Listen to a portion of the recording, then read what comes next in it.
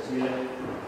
À chaque fois, nous sommes dans ce temps très particulier de l'Ascension, un temps particulièrement court, puisqu'il ne dure que 10 jours, entre le jeudi de l'Ascension et le dimanche de la Pentecôte.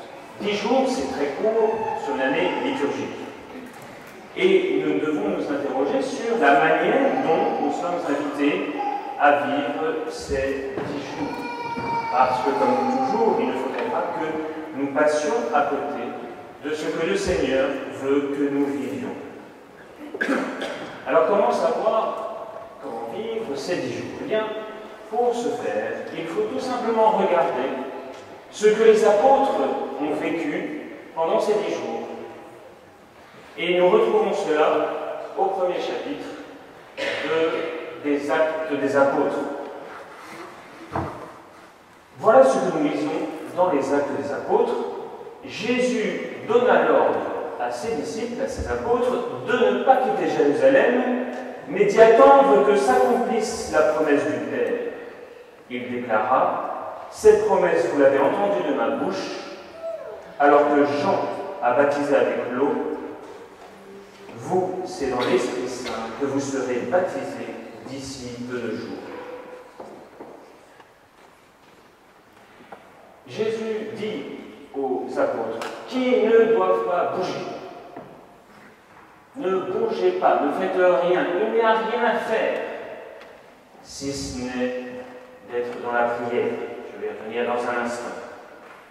Attendez, ne bougez pas. Vous voyez qu'avec vos petites actions et tout ce que vous savez faire, d'humain et des plans et tout, vous pensez que vous allez évangéliser le monde.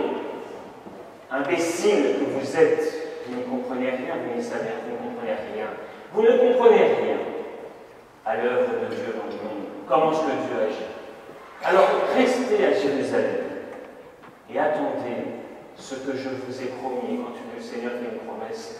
Évidemment, celle-ci s'accomplira. Donc ne bougez pas, restez à Jérusalem. Et pour vous dire que je ne vous dis pas des bêtises en vous disant que les apôtres n'ont vraiment rien compris, et que Jésus le sait et le pense, et bien voilà que les apôtres interrogent Jésus en disant: « Seigneur, est-ce maintenant le temps où tu vas rétablir le royaume pour Israël ?» Mais quelle absurdité que les apôtres demandent si enfin Jésus va gagner les élections, j'allais dire européennes, mais non, il ne s'agit pas des élections européennes. Est-ce qu'il va enfin prendre le pouvoir et bouter l'occupant romain? Voyez-vous, comme les apôtres, nous aussi, nous attendons tout pour le royaume d'ici-bas. Parce que nous avons voté dimanche dernier, et nous pensons qu'avec un bulletin de vote, que nous allons enfin établir le règne de Dieu. Les apôtres le croyaient déjà à l'époque.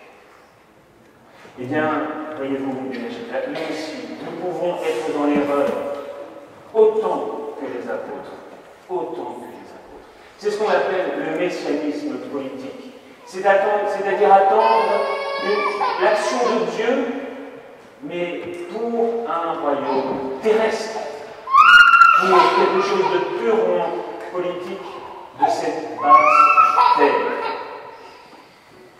Nous aussi, bien sûr, nous sommes comme les apôtres, nous pouvons n'attendre finalement de Jésus qu'un certain bien-être, une certaine amélioration des conditions de vie sur cette terre, un peu moins d'injustice, un peu plus de cela, un peu moins de cela.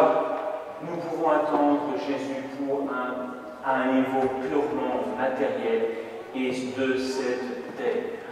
Alors, effectivement, nous nous agitons pour que les choses aillent mieux sur cette terre, et je crois que nous nous trompons parce que ce n'est pas du tout ce que Jésus attend, ce qu'il veut.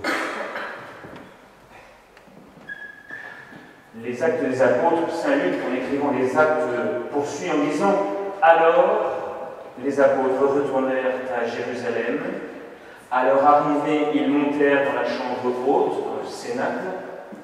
Tous, d'un même cœur, étaient assidus à la prière, avec des femmes avec Marie, la mère de Jésus, et avec son frère.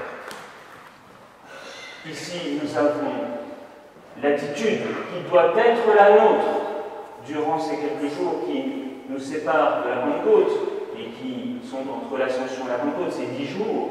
Nous avons l'attitude qui doit être la nôtre. L'assiduité à la prière. C'est-à-dire, non pas quelques prières comme ça à la va-vite. Non. L'assiduité à la prière. C'est-à-dire une prière persévérante. Une prière qui soit longue. Oui, oui, longue en temps. Pas seulement 3 jours au salut Marie, dit rapidement. Même si ces 3 jours au salut Marie sont importants. Et bien mieux que rien du tout. C'est ça que je veux dire. Mais il faut aller au-delà de ces 3 jours au salut Marie quotidiens. Il faut une assiduité à la prière, c'est-à-dire une persévérance dans la prière. Alors qu'a priori, rien ne se produit dans ce bas monde et que les élections européennes d'année en année sont finalement toujours un peu la même chose. A priori, il ne se passe rien sur cette terre, rien qui change. Le Seigneur ne nous dit pas, ne bougez pas, c'est moi qui vais prendre le pouvoir, je vais le faire élire et tout ira mieux. Le Seigneur nous dit, soyez assidus à la prière. Et nous aussi, mes chers frères, comme les apôtres, nous aurions cette tentation d'aller nous agiter à droite et à gauche et de laisser tomber la prière parce que nous ne voyons finalement pas nous ne voyons pas l'œuvre de Dieu dans le monde. Eh bien, mes chers frères, si nous ne voyons pas l'œuvre de Dieu dans le monde, c'est que nous n'avons pas les yeux qui conviennent. Et pourquoi nous n'avons pas le regard qui convient? Eh bien, parce que nous ne sommes pas assidus à la prière. Celui qui est assidu à la prière voit l'œuvre de Dieu dans le monde. Il ne s'en plaint pas. Il sait très bien qu'il y a des choses qui ne tournent pas rond, mais il voit l'œuvre de Dieu dans le monde. Ce regard-là, seul celui qui prie, et qui prie longtemps, et qui prie dans le silence, avec assiduité, celui-là voit les choses telles que Dieu les voit. Voilà le programme qui est le nôtre, mes chers frères. Il n'y a pas à attendre donc une élection miracle, même s'il était nécessaire de voter. Néanmoins, ce que nous devons faire, c'est effectivement regarder avec les yeux de Dieu son œuvre dans le monde. Pour cela, il faut être assidu à la prière. Alors, nous serons en mesure de recevoir l'Esprit Saint dimanche prochain, dimanche de la Pentecôte. Les apôtres avaient obéi à Jésus. Ils n'étaient pas allés se balader à droite ou à gauche. Ils étaient bien restés. Ils étaient bien restés dans la chambre haute, en obéissant au Seigneur, et ainsi le Saint-Esprit les a trouvés assidus à la prière, et ainsi l'Esprit Saint a pu faire son œuvre en eux. Et vous savez très bien ce qui s'est passé après la Pentecôte. Ils sont allés évangéliser de par le monde, ne craignant aucune difficulté, aucune persécution que le Seigneur avait annoncée. Mais ils savaient qu'avec les persécutions, il y aurait le Paraclet qui les accompagnerait, le Paraclet étant le défenseur, le consolateur, l'Esprit Saint. C'est tout simple, mes chers frères, c'est tout simple la vie chrétienne.